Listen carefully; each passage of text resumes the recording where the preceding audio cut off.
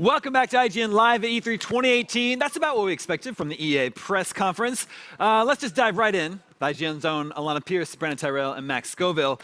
Guys, so much to talk about Battlefield, Anthem. But let's start with this new Star Wars game. Respawn Star Wars game. We got the title, Star Wars Jedi Fallen Order. Jedi. And then we also got a release window, fall 2019. Yeah. So I would guess that will be a big focus of EA's press conference next year. Yeah. We know you play as a Jedi. Yeah. It's set between episodes 3 and 4. I mean, That's a lot to fill up there, yeah. How do you feel about this, Max? Yeah, I'm excited. I really wish that they'd held off a little bit. I think that they could have waited until Celebration 2019, until they had maybe, a logo, a trailer, or something. Just to be sitting in folding chairs, being like, "Hey, we're working on this thing." I have a lot of faith in it. I think it'll be really cool, but maybe a little more sizzle. Get a hold of the lightsaber. Yeah. Yeah. Well, I know. So Titanfall 2's campaign was really good. Yeah. So that definitely gets me excited. I hope there's at least a single-player campaign component to this game, right? One would expect. Are you expecting a multiplayer component as well? That's kind of also Respawn's thing. Absolutely. I imagine so, yeah. Yeah, I mean, especially, coming from EA, I don't think they're in a place where they even want to give us any games that don't have multiplayer. And that's a question I have is, how are they going to monetize it? That's the thing we all care about now. Obviously, with Battlefield, they said no loot boxes. So hopefully that goes into this game as well, but we'll have to wait and see. All right, we've got Sydney Goodman up in our top secret location to talk a little about that Respawn. Sydney, are you up there? I am. So we obviously, as you said, just finished watching EA's press conference, and we finally got some news on Respawn's Star Wars game, which was something that I personally was very much looking forward to. They delivered it in kind of an anticlimactic way, but we still got news. Totally okay. Just to recap what you guys just said, it is a 2019 release. They said holiday 2019. We will be playing as the Jedi. So lightsabers are confirmed, which I'm really excited about. I'm excited to see Respawn's take on this. I'm happy that they mentioned it will be kind of a darker take on the Jedi. I mean, it's happening between episodes 3 and 4, so the Jedi are being hunted. That's not fun. So it'd be kind of weird if it was a happy take. But with Respawn's storytelling in Titanfall 2, we obviously saw that they can do a great story. And with Respawn coming out of Infinity War and being a part of the Call of Duty storytelling before 2010, I think Modern Warfare 2 is probably one of my favorite, if not my favorite, campaign in Call of Duty. So I'm excited about this. I think that we got a lot of really great information, even though it was just a snippet. But back to you guys.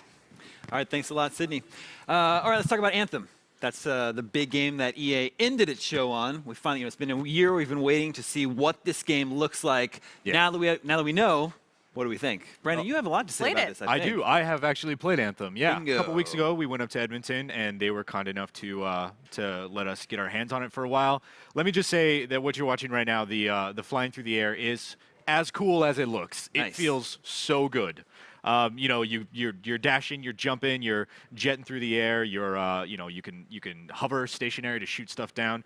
The movement in this game is really what's selling me, and the world really is that open, expansive, with twisting caverns and all kinds of weird, geological features. It's an experience to be in. So you played this demo that we're seeing right here? Yeah, section of the game? Okay. Yeah, so I played the, not this guy here, the Colossus. I played the sort of all-around balance one. A little more focus on movement, whereas this guy's more of a tank. But, as they said on stage, Anthem does come with 4 different javelins, each fulfilling a different class. You can customize each of them any way you want. You can have a really tanky tank or a little bit of a faster tank to really fulfill that sort of like traditional RPG class system. Who's this big man? I love this. He looks like a kaiju. That's a big angry. I think they're called Ancients. It's been a couple weeks. Ancients or Guardians. Ancient Guardian, actually. There it was right on screen. Yeah, those are part of like the emergent like world boss that just sort of appear when you're flying through the world. And the world is really detailed, beautiful, super busy. It looks lived in and feeled in. I really enjoyed it. That's what I'm most interested in right now is there's so much lore here. I'm not sure how they're going to tell us it to us, but it looks like there's a huge variety of environments and that they're all thought out. It seems like this world actually exists. And I have so many questions about that. Like, what is it? Where is it set? Is it a different planet? How far away? Like, I want to know more about this for sure. Yeah, it's definitely not Earth. Definitely not Earth. Tarsus? Is that the name of it? So Fort Tarsus is your home base. Gotcha. It's your personal little slice of the world where, BioWare is so well known for story games where, your actions in the world have to matter, have to have impact. And Fort Tarsus is where that happens. So, if we get attacked and terrible things happen, in my Fort Tarsus, that will appear. In your Fort Tarsus, you might not be there yet in a story point. Interesting. So it allows you to sort of have agency in your own story without, just completely demolishing the world around that all other players see. Now, the gameplay we've seen is all third person, but there are these first-person sequences. Are those like sort of the hub world areas? Yeah. Okay. Yeah, absolutely. So when you're out in the game, you are in that third-person feel, but BioWare specifically wanted you to have this emotional connection and like have these characters that you're interacting with in your story beats. You got to be able to look at their eyes and see the emotion on their face and whatnot, So every story mission, every hub world, those are all going to be told through first person, whereas the actual gameplay here, as you see, is third. You can see a bunch of, mechs standing around and confessing their love for each other being slightly less emotional. Yeah, exactly. They didn't want to have like the robot dance party in the social hub, So now they have the customization for the mechs. Do you create your own like human avatar? You do, yeah. So you have a pilot, and your pilot consider your pilot like your tree, and each branch of your pilot is a javelin, right? So you can customize your pilot. Let's say I want my pilot to have better jump jet capability. That applies to every single javelin I have, and then I can further go in and customize each javelin to do what I want them to do. So you can swap between javelins depending on what kind of mission you're heading. Absolutely. You don't have to re-roll a new character or anything. You're like, hey, we need a tank. Let me go get in my Colossus. Is there a progression? We're bombarding you with questions because you've actually played the game. I'm super stoked. I was You're so the excited expert on the panel. Does each of your javelins have a progression system? That yes. You like level up? Yeah. Each has a progression system. It's got its own skill tree that you can do, and it's got pieces of equipment that actually change your abilities for each of those javelins as well. That's really interesting. Yeah. Do you get to spend much time in your hub world, in this like first-person world? No, I didn't. I just played what you all saw there on screen, the Scars and Villainy mission, and we actually fought that giant spider at the end. Spoiler alert, she's super tough. Yeah. And it did not end well. Sponge. Yeah. Oh, yeah. Looks like there's a fair amount of enemy variety, though, as well. There was some monsters there that seemed like friendlies that didn't have bars atop them. So are there monsters that you don't have to fight? Let's actually save that question for after the break. It's time for another break right now, but don't go anywhere because we've got lots more to break down from EA's press conference. Coming up in the next hour, an exclusive look at Anthem.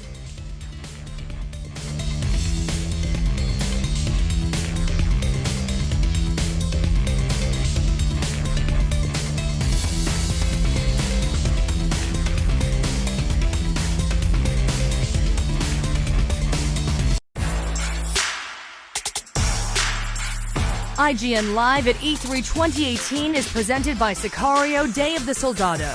Only on the big screen June 29th.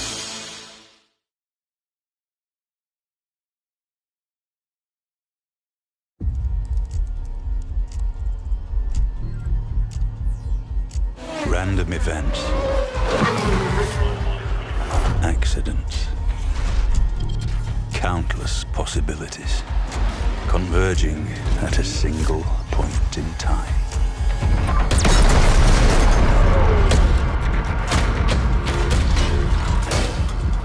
Yet, there is only one truth. Cause. Effect.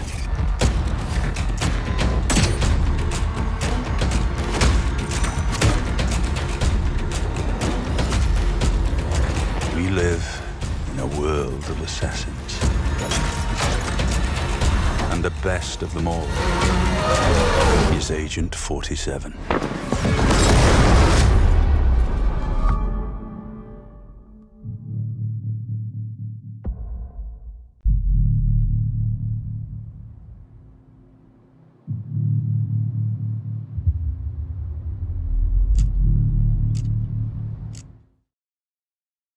How would you define terrorism?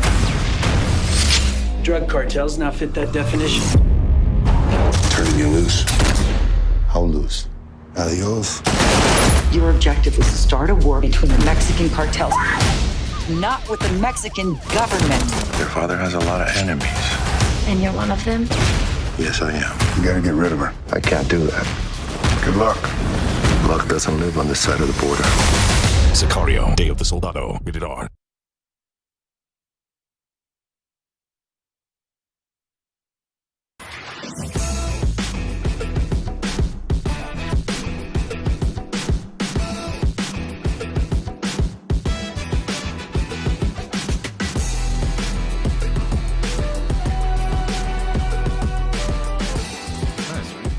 Welcome back to IGN Live at E3 2018. We've got so much in store for you today, like exclusive looks at the hottest games, hands-on demos, and more.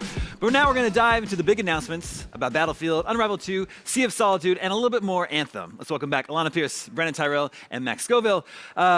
One thing we didn't touch on Anthem yet is that your javelin suit can't fly forever. Is that right? Is it cooldown time? You're right. You have sort of jetpack boosts, and once the bar is filled, you overheat, and you come crashing down. And there is fall damage in Anthem, so it adds this really, really interesting meta layer of, do you push it to the danger zone and like just get that little bit more, or do you, come down, land, wait for them to cool off, and go? So there's actually a tactical advantage to diving into water, like we saw in the reveal. Yeah, so if you're watching the footage right now, you can see here. Yeah, the bar underneath him is filling up. It's getting into the red. It's going to overheat, and then he goes through a waterfall, and it cools off. So, really cool. Water actually literally cools your jets in Anthem. And of course, you can like dive into the water and do a sort of a dolphin tactic to keep yourself running cool. Do you find it just as fun to play on the ground as in the sky? Like, what if I want to walk around? No. So, I mean, it's not unfun.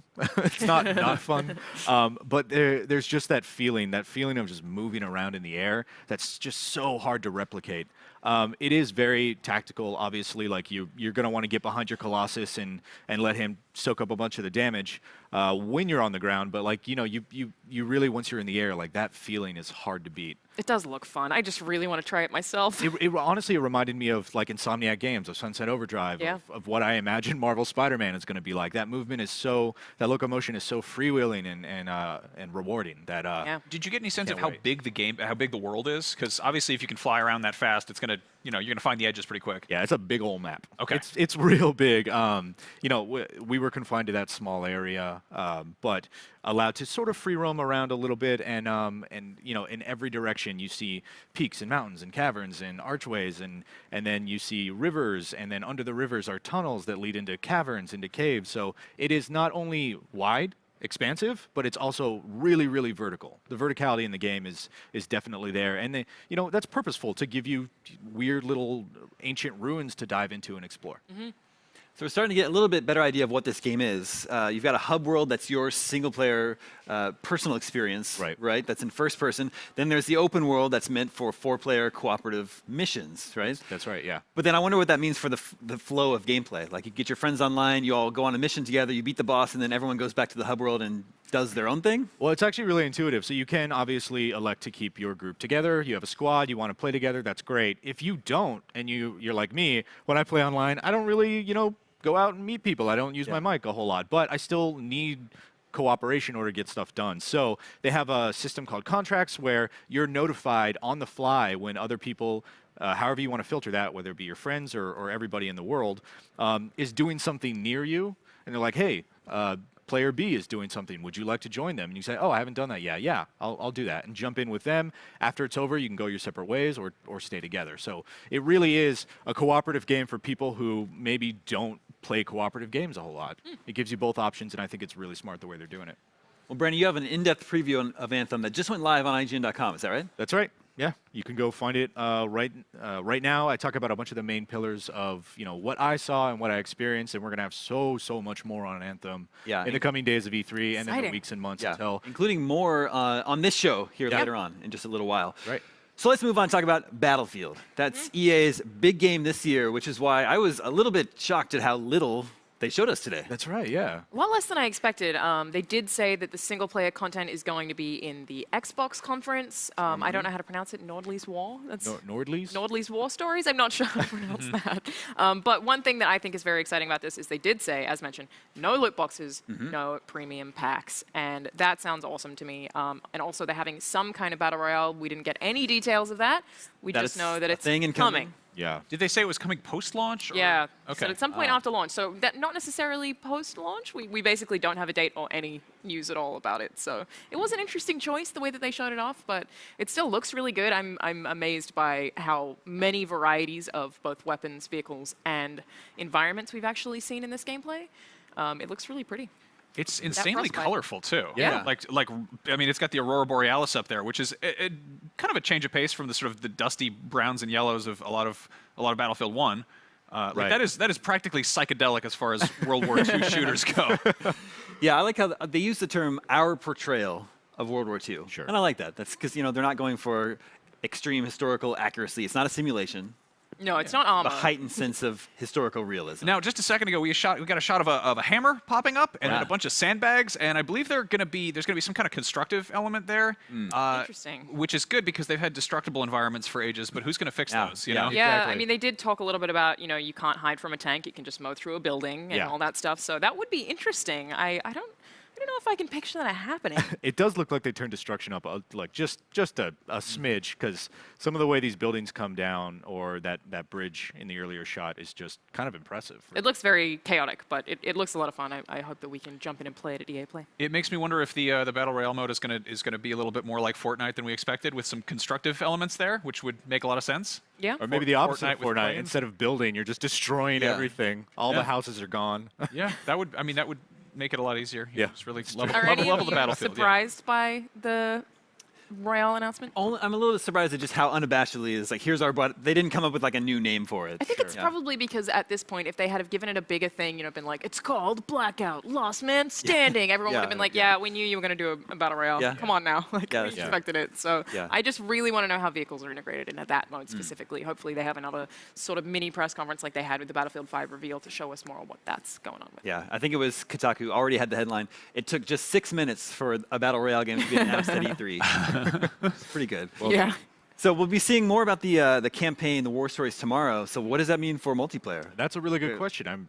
I expected like a full multiplayer match. Yeah, I mean, Instead we got a Command and Conquer multiplayer match, which is a little bit less exciting. But anyway, digress. Are you surprised? When are we going to see multiplayer? that's a great question. Yeah, I wonder if they do another stream. Maybe Gamescom? Yeah, That would make sense. They could also put that in the Microsoft showcase as well. I mean, they have the EA does have that. What is it? Play it first on Xbox. That's true. One or whatever. EA Play. Sorry, EA Access is what it is. Yeah. There you go. Yeah. Which is interesting, the way that EA Access might work into the cloud service that they've just announced. I wonder if EA Access is still going to be around.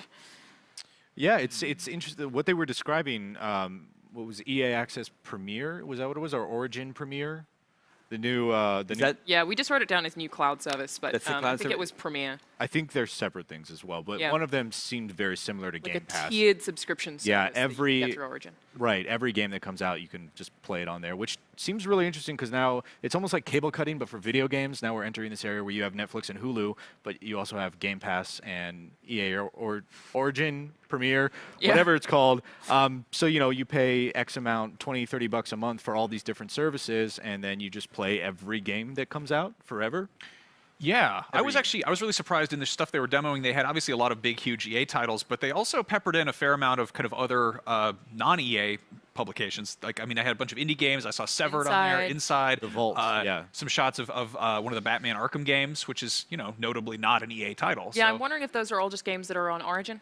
Yeah. That's what my assumption believe is. so. It's just it's surprising that they would put them front and center when announcing like a new thing. It's smart, I think so too, because it's more appealing to have a streaming service or a subscription service rather that you can have third parties on as well, and that's kind of assured. And that's I don't know. It's going to be a weird landscape going into the next generation of consoles, I think, about how many of these different companies are going to have different services like subscription services. We've already got a few of them working on streaming services. Valve has their streaming service, Streamlink, which is very different. Yeah. It's a different thing that they're trying to do, but this lines up with what I was saying earlier about the Ubisoft CEO recently saying that he thinks consoles won't exist forever and it will go full streaming. And it's like, my gut reaction to that is to be like, no, don't take away my hardware, but maybe it could happen. Like, we don't know. Yeah, I mean, it's certainly there's the steps toward a new landscape in gaming are being laid out now, like in this year, next year, maybe the year after. So I'm curious to see, what a new console generation looks like, if it is the last one. Yeah, what do you think of the idea of just having a controller that you hook up your phone to? It's so odd. I did play. I played Far Cry on the Steam Link app, and it worked great. It worked really well, but it's like I just don't want that yet. No. I like consoles. I fear change. I like my consoles. Yeah. Well, that Unravel 2 leak this morning turned out to be correct. We saw Unravel 2, and now Yarny has a friend. Yarny 2. Yeah, Yarny it's the red yarn and the blue yarn here together at last, and this looks really cute. I don't know. We heard I think murmurs about this. And we're like, what could they possibly add to this? Like, what could this be? And well, there it is. They just added another Yarny. I mean, But it's really sorry. It's really cool the way they work together. Yeah. Like cooperatively. I mean, the physics of there's turkeys on screen. The physics of it were always really cool, but like when you add that second person to it, you know, now they're tied together. One of them jumps off, like swings Indiana Jones style, as you can see.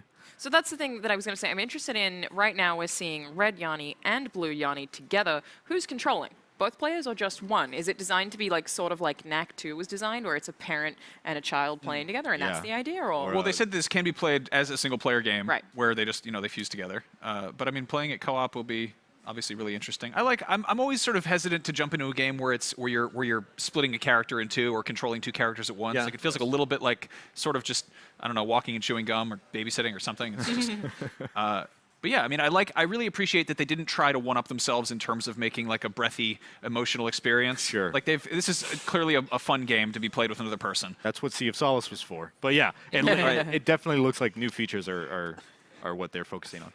All right, hey, you out there, yes, you. Do you have thoughts on the big EA reveals this morning? Well, great. Hit us up at IGN on Twitter with the hashtag E32018. We might even read your tweet on the air, like this IGN fan who had something to say about what BioWare is doing with Anthem. From Lando Gambino, I like what they're trying to do with Anthem, but it really does seem like a Destiny variant. A couple of years ago, Bungie embarked on the same endeavor with mixed results. I'm optimistic, but I'm a little skeptical. And Lando, I gotta say, I agree with you. I think Anthem looks cool, but at a glance, a lot of that imagery looks like a Destiny expansion, doesn't it? Sure. Yeah. I mean, it's the delivery system that we know and we're comfortable with and familiar with. So it would absolutely stand to reason that it shares similarities with it. But yeah, I'm cautiously optimistic that there's going to be. I mean, Destiny's biggest problem was always, what do you do once you beat it, right? What do you do once it's over? A shared world game is supposed to keep you playing for as long as possible. So I'm curious to see how Anthem tackles that. I think the emphasis on exploration and just the verticality and scale of the world is really huge, because it's cool to have a world you can mess around in, but so much of Destiny feels, you know, much more corridor-based because it is, you know, a shooter. So it's something we'll definitely ask them about when they're on the show later today, when we can talk to the Anthem devs and be like, how is it different from Destiny? You have to understand people are making these comparisons so that we can actually find out what they have to say about it. All right, well, we got to take another break, but don't go anywhere because IGN Live at E3 will be right back with a look at what secrets Xbox might be hiding, and later, Anthem.